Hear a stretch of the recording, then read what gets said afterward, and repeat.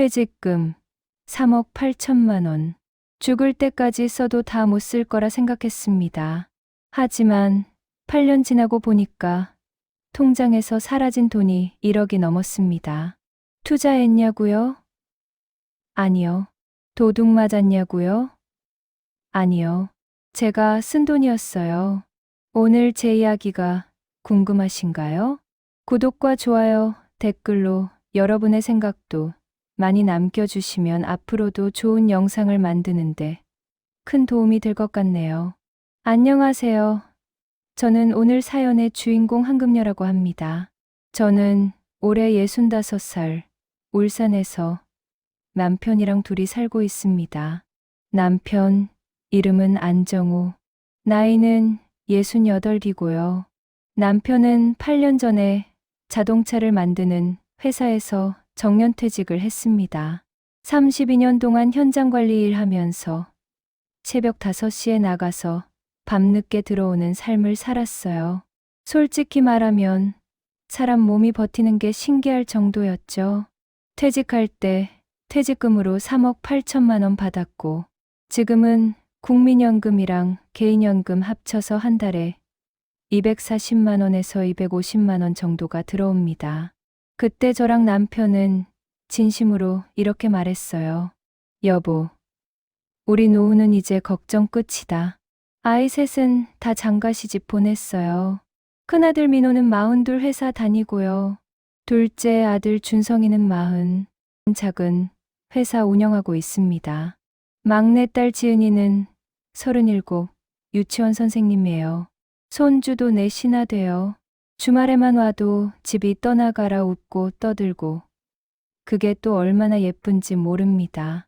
겉으로 보면 저희 집은 퇴직금도 많고 연금도 나오고 애들도 다 출가했으니 여긴 진짜 걱정이 없게 보인다고 하더라고요. 처음엔 저희도 걱정 없이 잘 살 줄 알았어요. 근데요, 진짜 현실은 좀 달랐습니다. 몇 년 전까지만 해도 아무 생각 없었어요. 하고 싶은 거 다 하고 쓰고 싶은 거 다 쓰고 살아도 될 줄 알았거든요. 그런데 요즘 카드값 문자 올 때마다 가슴이 철렁하고 통장 잔고 볼 때마다 식은땀이 나기 시작했어요. 내가 지금까지 뭘 잘못하고 살았는가? 고민이 되고 후회가 되고 어떻게 해야 할지 모르겠더라고요. 저는 결혼하고 쭉 전업주부로 살았어요.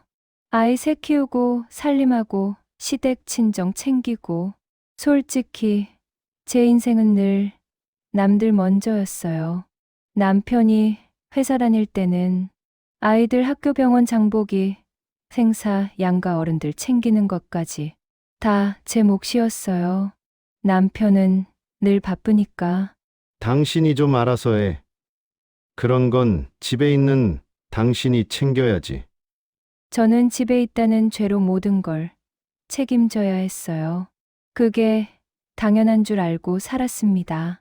근데 남편이 퇴직하고 나니까 삶이 확 바뀌었어요. 처음 23년은 진짜 달콤했어요. 여보, 이제 우리도 사람답게 살자. 하고 싶은 거 하면서 살아보자. 남편이 그러는데 심장이 두근거리더라고요.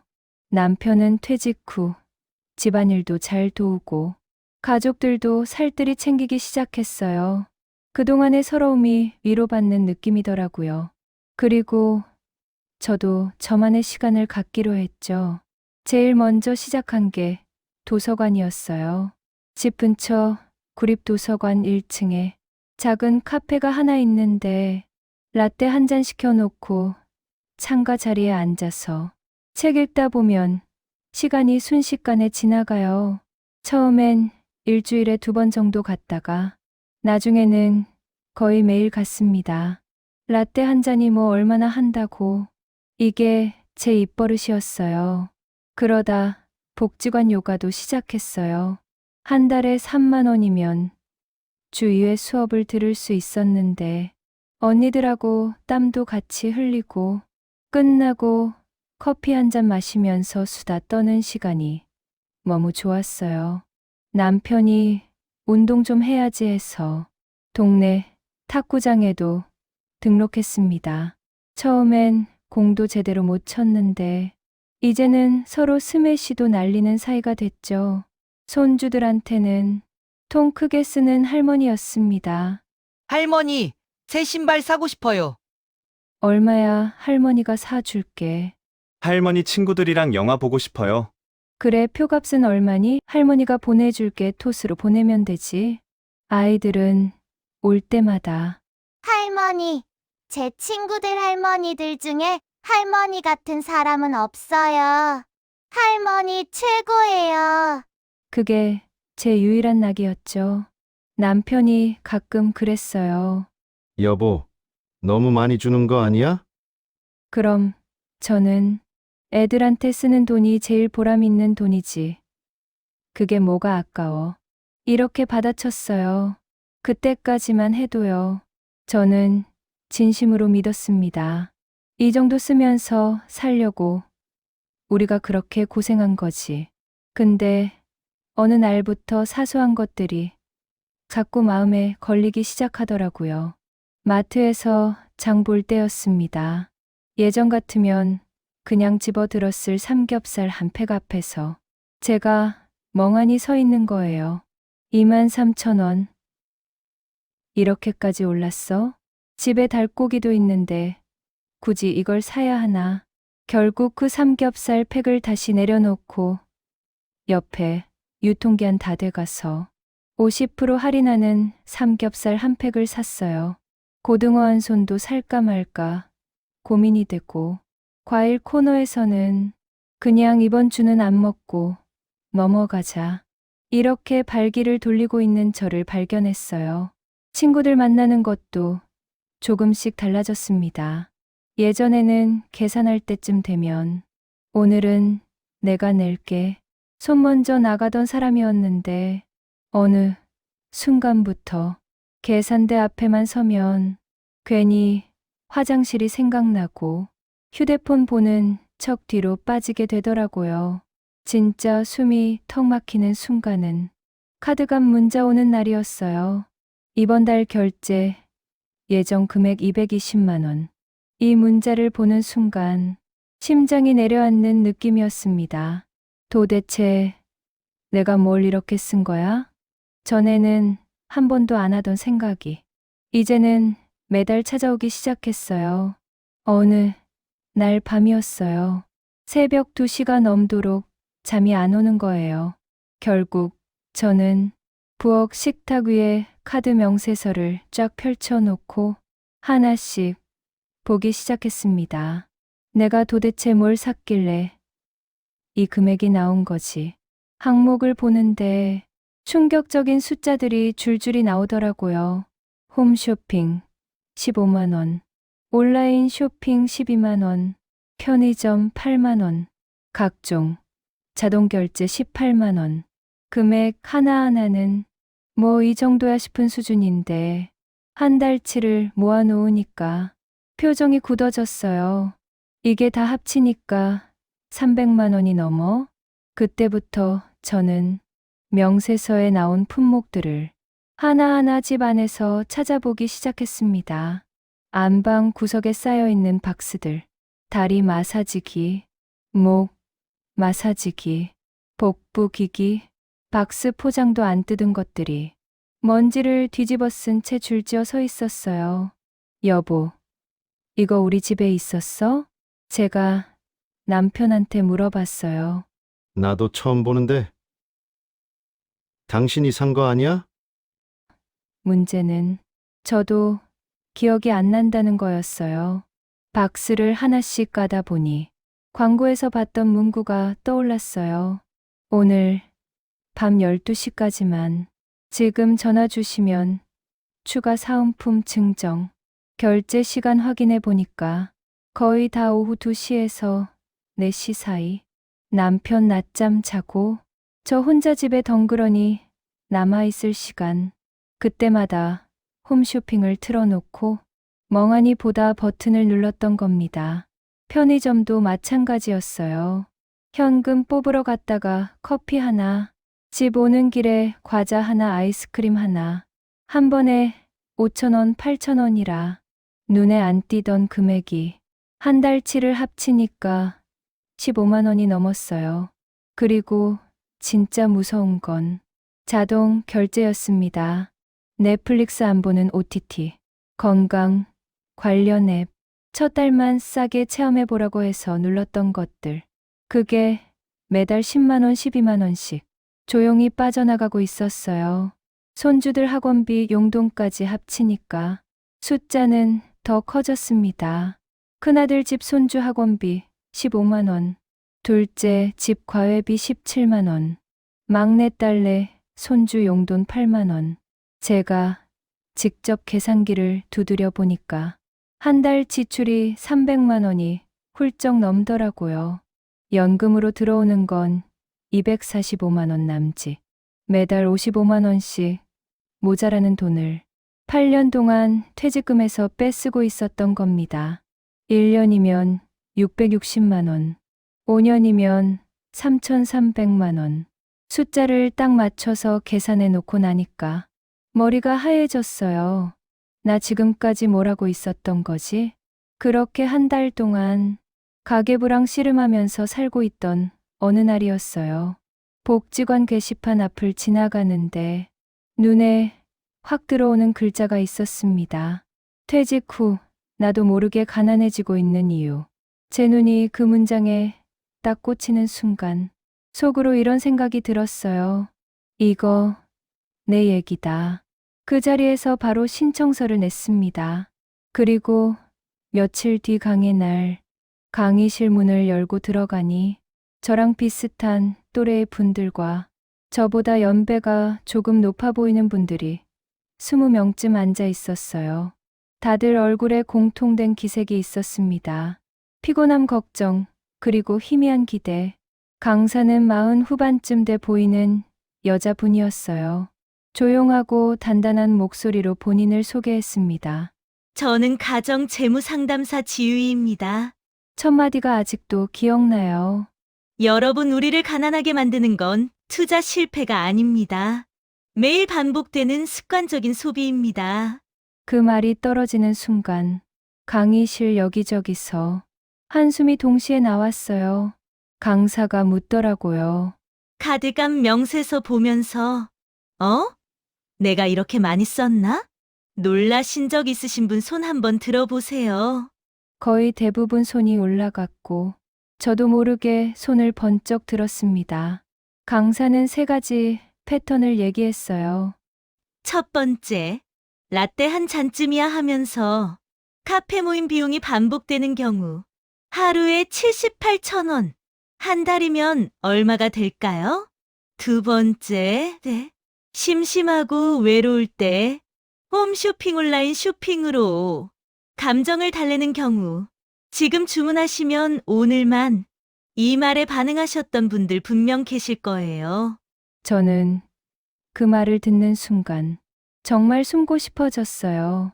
세 번째, 기준 없이 자녀 손주를 돕는 경우 자식인데 이 정도는 해줘야지. 손주인데 이 정도는 해줘야지. 이 말 뒤에 숨은 매달 몇십만 원씩의 고정 지출. 그리고 마지막에 이렇게 말했습니다. 이건 투자도 사랑도 아닙니다. 그냥 여러분 노후를 갉아먹는 습관적인 지출일 뿐입니다.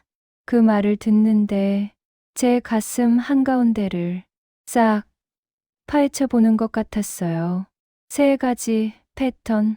저는 3개 다 해당이었거든요. 강의 중에 실제 사례 하나를 설명해 주셨어요. 퇴직금 4억 원 받은 한 어르신 이야기였습니다. 큰아들 전세 보증금 5천만 원 보태주고 둘째 아들 사업자금 3천만 원 빌려주고 손주 학원비 매달 30만 원, 매달 카페 모임 홈쇼핑 편의점까지. 그분이 상담 때 했던 말을 강사가 그대로 들려줬어요. 자식인데 도와주는 거죠 뭐. 그게 부모 마음 아니겠어요? 저도 모르게 고개가 끄덕여졌어요. 너무 익숙한 말이었거든요. 근데 그 다음 말이 제 머리를 딱 치더라고요. 자녀 지원은 투자도 사랑도 아닙니다. 계속 나가면 그건 그냥 소비예요. 게다가 자녀의 자립을 늦춥니다. 강의실 공기가 싸늘해졌어요. 강사가 덧붙였습니다. 부모가 계속 주는 한 자녀는 스스로 서야 할 이유를 느끼지 못합니다. 도와준다고 생각하지만 실은 의존하게 만드는 거예요. 그 말을 듣는 순간 제 머릿속에 우리 애들이 줄줄이 떠올랐어요.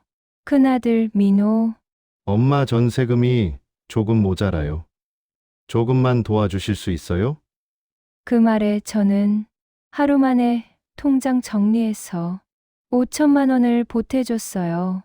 처음엔 엄마 미안해요 하던 애가 나중에는 자연스럽게 말하더라고요. 엄마, 1,000만 원만 빌려주세요. 둘째 아들 준성. 엄마 형도 도와주셨다면서요? 저도 사업 자금이 조금 부족해서요. 그 말이 나오는 순간 저는 또 묻지도 않고 송금했습니다. 막내딸 지은이는 손주 학원비 때문에 힘들다고 하길래 얼마야? 엄마가 대줄게. 이게 반복되다 보니까 아이들도 저도 그게 너무 당연해졌어요. 그날 집에 와서 남편이랑 식탁에 앉아서 얘기했습니다. 여보, 우리가 애들 도와준다고 한 게 진짜 애들을 위한 거였을까? 아니면 우리 마음이 편해지려고 그랬던 걸까? 남편도 한참 말이 없다가 이러더라고요. 솔직히 나도 요즘 그 생각 많이 했어. 애들도 우리가 계속 도와주는 게 편해졌을지도 모르지. 그날 밤 저는 밤을 꼴딱 샜어요. 자녀 지원 문제를 정리하다 보니까 더 무서운 질문이 하나 남았어요. 그럼 나는 왜 이렇게 내 마음대로 돈을 썼을까? 남편이 퇴직하고 처음 2, 3년 분명히 좋았어요. 둘이 도서관 다니고 요가하고 탁구 치고 손주들 용돈도 주면서 이게 인생이다 싶었어요. 근데 시간이 지나니까 텅 빈 시간이 너무 많아지더라고요. 특히 오후 2시에서 4시 사이 남편은 TV 보다가 눈 감고 잠들어 있고 집은 너무 조용하고 전화 오는 사람도 없고 그때가 제일 견디기 힘든 시간이었어요. 그 시간만 되면 자동으로 TV를 켜고 홈쇼핑 채널을 틀었습니다. 나이 들수록 관절 관리가 중요합니다. 지금 이 순간 여러분 인생이 달라집니다. 이런 말이요. 그 말을 들으면 마치 제가 지금 당장 저걸 사지 않으면 뒤처지는 사람 같고 제 건강을 제가 버리는 사람 같더라고요. 그래서 눌렀어요. 주문 버튼. 도서관, 카페도 마찬가지였어요. 솔직히 말하면 라떼가 그렇게까지 먹고 싶어서가 아니라 사서 선생님이 어머니, 오늘도 오셨네요. 웃으면서 인사해 주는 게 좋았어요. 라떼 한 잔 값이 아니라 그렇게 인정받는 느낌, 사람들 사이에 섞여 있다는 느낌을 돈 주고 산 거였던 거죠. 복지관 강사가 그랬어요. 여러분 돈에는 숫자만 있는 게 아닙니다. 그 뒤에 감정이 붙어 있어요. 그 감정을 못 보면 계속 새 나갑니다. 그날 이후로 저는 제 소비 뒤에 숨어 있던 감정을 하나씩 꺼내 보기 시작했습니다. 이론을 알게 됐다고 바로 사람이 달라지진 않더라고요. 30년 넘게 몸에 밴 습관을 바꾸는 거니까요. 그래서 저는 욕심내지 않고 이렇게 결심했습니다. 딱 3가지만 바꾸자. 첫 번째, 도서관 카페는 주 3회만, 월수금만 가고 나머지 날은 집에서 책을 읽거나 아파트 뒷산 산책을 하기로 했어요. 라떼는 특별한 날에만 마시자. 이렇게 제 마음속에 규칙을 하나 만들었습니다. 두 번째, 홈쇼핑 온라인 주문은 무조건 하루 보류, 당장 결제하지 않고 장바구니에 넣어만 두고 하루가 지나도 여전히 사고 싶으면 그때 사기로 했어요. 이 원칙 하나 세우고 나서 제가 깜짝 놀란 게 뭔지 아세요? 하루 지나니까 사고 싶은 마음이 80%는 그냥 사라지더라고요. 내가 어제 왜 이걸 그렇게 갖고 싶어 했지? 이런 생각이 드는 거예요. 세 번째, 자녀 손주 지원은 정말 급한 일에만 그리고 이번 한 번만이라는 조건으로 해주기로 했습니다. 학원비, 생활비처럼 매달 나가는 건 다 정리했습니다.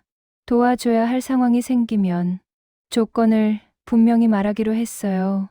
이 세 가지를 정하고 남편에게 조심스럽게 꺼냈습니다. 여보, 앞으로 20년을 더 살아야 하는데 지금처럼 쓰면 나중에 우리 애들한테 짐 될 수도 있을 것 같아.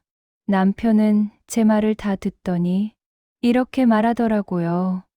금녀야, 그렇게 말해줘서 고마워. 나도 막연히 불안했는데 당신이 먼저 정리해주니까 같이 해볼 마음이 생긴다. 아이들에게도 순서대로 솔직하게 얘기했습니다. 처음엔 다들 놀랐어요. 엄마 무슨 일 있어요? 힘들어요? 그럴 때마다 감추지 않고 말했습니다. 지금 바꾸지 않으면 10년, 20년 뒤에 너희가 더 힘들어질 수도 있어. 그래서 미리 준비하려고 하는 거야. 그렇게 세 가지 철칙을 정하고 딱 3개월을 버텨봤습니다. 첫 달은 솔직히 손이 근질근질하고 몸이 근질거렸어요. 월요일인데 습관처럼 가방 메고 나갔다가 현관 앞에서야 생각났어요. 아, 오늘 도서관, 카페 가는 날 아니지. 리모컨 들고 홈쇼핑 튼 날도 있었습니다. 지금 주문하시면 오늘 마지막 이 멘트가 나오는데 손가락이 자동으로 버튼을 찾더라고요. 그때 저는 리모컨을 TV 옆에 내려놓고 아예 방으로 들어와 버렸어요. 오늘 한 번만 참아보자. 오늘만 넘기면 나 내일도 할 수 있다. 그렇게 하루 이틀, 일주일 한 달을 버텼습니다. 그리고 3개월이 지나고 나서 진짜 놀라운 장면을 보게 됐어요. 통장, 잔고가 오랜만에 늘어나고 있었던 겁니다. 매달 55만 원씩 적자 보던 가게가 이제는 20만 원씩 플러스가 나기 시작했어요.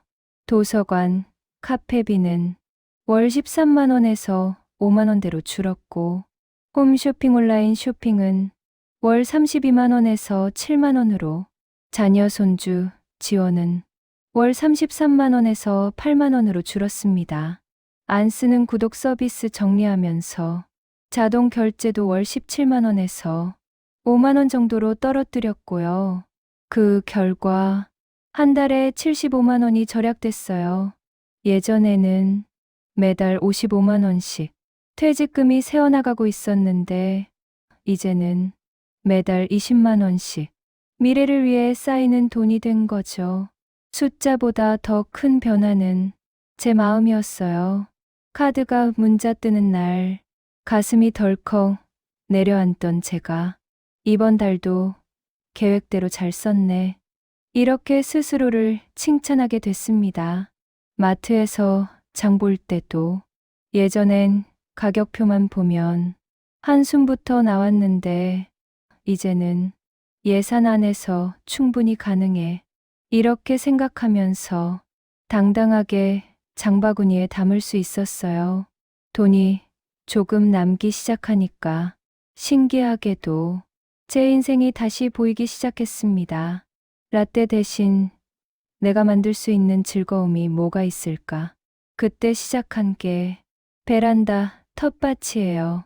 상추, 깻잎, 쪽파 심어놓고 아침마다 물 주고 잎 만져보는 시간이 제일 행복해졌어요. 오늘은 이만큼 따서 싸 먹자. 남편이랑 둘이서 제가 키운 채소로 밥 먹으면서 이렇게 말했어요. 여보, 우리가 키운 걸 먹으니까 괜히 더 맛있다, 그죠? 또 오래전에 놓았던 뜨개질을 다시 잡았습니다. 유튜브 보면서 코 잡는 법 다시 배우고 손주들 목도리 하나씩 떠주고 남편 조끼도 떠줬어요. 남편이 그 조끼 입고 거울 보면서 웃으면서 그러더라고요. 이거 세상에서 하나뿐인 황금녀 맞춤 수제 명품이네.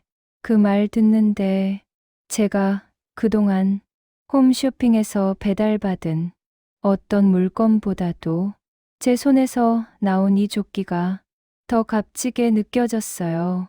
자녀들과의 관계도 조금씩 달라졌습니다. 예전에는 전화만 오면 엄마, 이게 좀 부족해서요. 이런 얘기로 시작하는 경우가 많았는데 이제는 엄마, 요즘 어떻게 지내? 안부 묻는 전화가 훨씬 많아졌어요. 한 번은 큰아들이 이러더라고요. 엄마, 생각해보니까 우리가 너무 쉽게 엄마한테 손을 벌렸던 것 같아요. 이제는 저희가 알아서 해볼게요.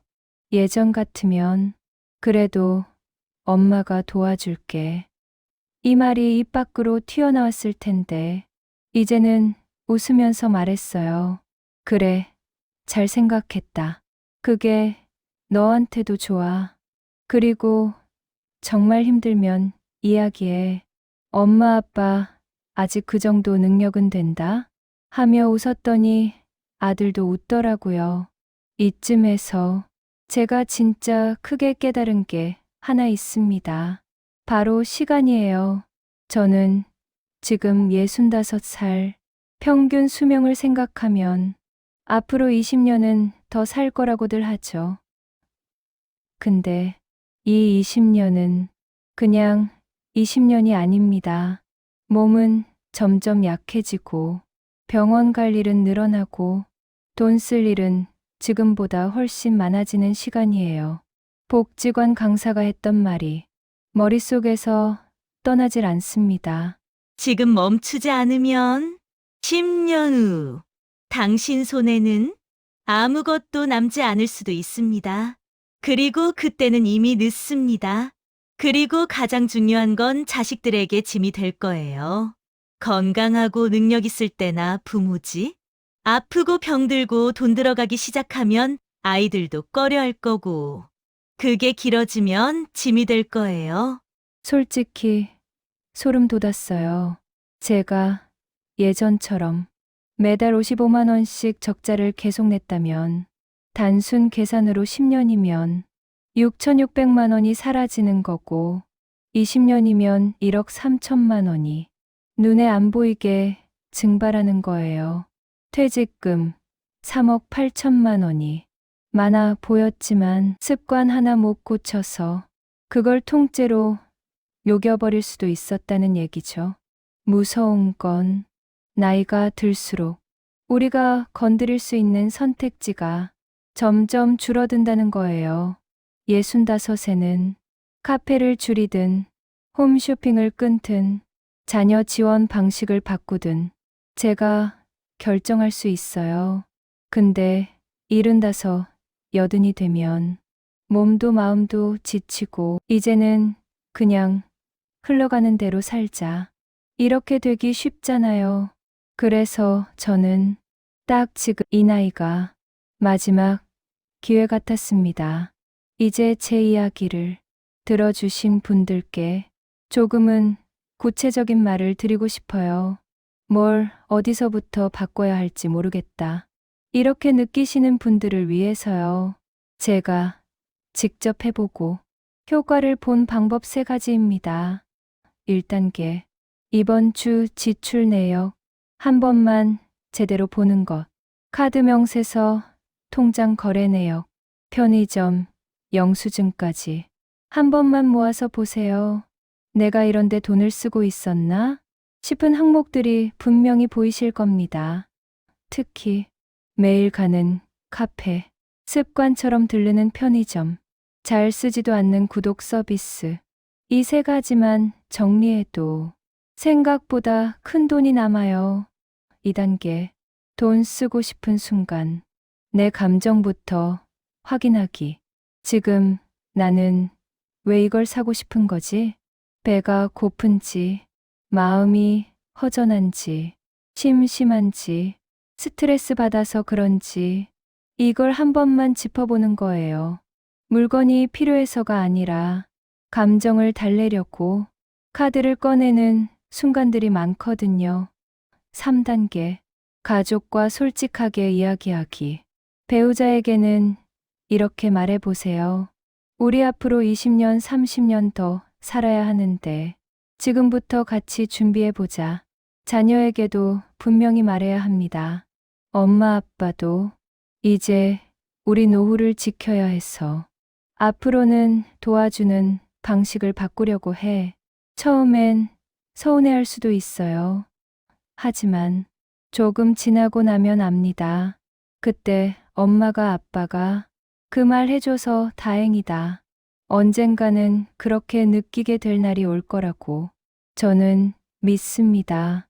여기까지 65살 한금녀의 솔직한 고백을 들어주셔서 정말 감사합니다. 혹시 지금 이 영상을 보시는 분들 중에 저처럼 살짝 등골이 서늘해지는 분 있으신가요? 카드값 문자만 떠도 심장이 답답해지고 자녀 손주 도와주고 나서 혼자 방에 들어와 나 이래도 되는 걸까 걱정하신 적 있으신가요? 그렇다면 아직 늦지 않았습니다. 정말입니다. 퇴직금이 얼마든 지금 통장에 얼마가 있든 중요한 건 숫자가 아니라 오늘 내가 무슨 결정을 하느냐 이거 하나라고 저는 생각합니다.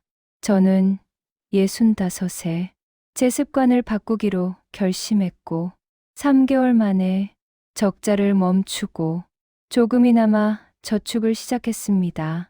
여러분도 분명히 하실 수 있습니다. 퇴직 후 조용히 가난해지는 사람이 아니라 조용히 단단해지는 사람으로 살아가셨으면 좋겠습니다. 오늘 제 이야기가 여러분 마음에 작은 경고이자 작은 위로가 되었으면 합니다. 영상이 도움이 되셨다면 구독과 좋아요, 댓글로 여러분의 생각도 꼭 나눠주세요. 여러분의 하루 마무리가 조금 더 가벼워지기를, 여러분의 내일이 조금 더 여유롭고 건강해지기를 진심으로 바랄게요. 오늘도 건강 챙기시고 마음도 꼭 챙기시고 편안한 밤 보내세요.